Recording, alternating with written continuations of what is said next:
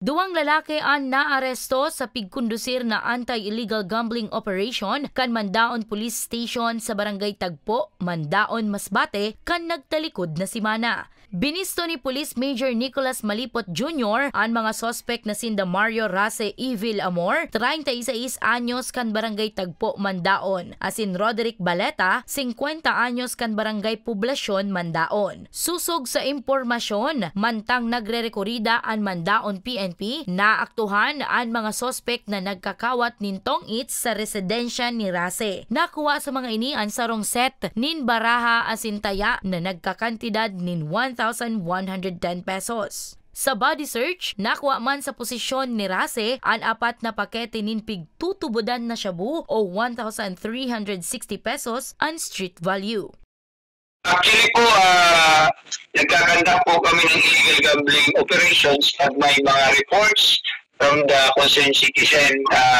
During that time, nandun po sa barangay, nag-iikot-ikot po pati sa ibang karating barangay ang ating kapulisan. So may nag-report po sa amin na may lalaro po ng illegal na sugal doon po, which is kita-kita po na dinadaanan ng mga tao, lalo na ng mga estudyante from their houses or their home papunta sa school. So agad namang pinuntahan at kinumpirma ng ating mga operatiba.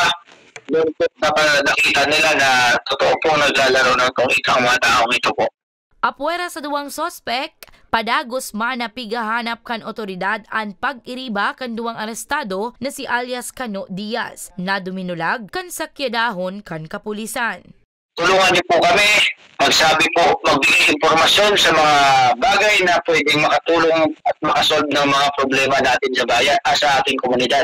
At ganoon din po, ang barangay po natin, pagkasamang kapulisan na magtulungan para magampanan po natin ang ating mga tungkulin na iparamdam sa ating pamayanan na sila ay safe sa kanilang pamumuhay at maging masaya ang kanilang mga kanya-kanyang lugar po.